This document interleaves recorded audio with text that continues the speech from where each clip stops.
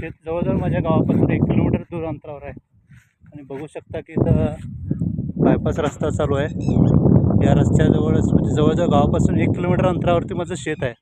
आणि ते शेत सध्या बघण्यासाठी म्हणून मी आता आलेलो आहे. बघू शकता पेरणी इथं सध्या झालेली आहे.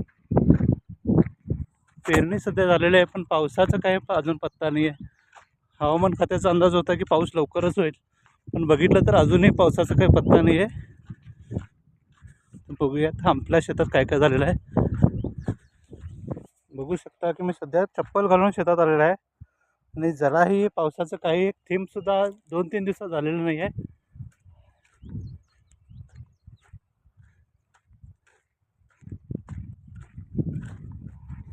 तुम्हाला पुढे जाऊन दाखवतो की एक ट्रॅक्टरसुद्धा सध्या शेतामध्ये मारत आहेत.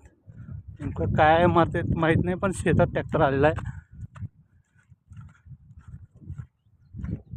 मित्रांनो, फायनली शेतात सध्या पोचलो आहे आणि भात बघून थोडं खुश होण्यासारखं वाटतंय.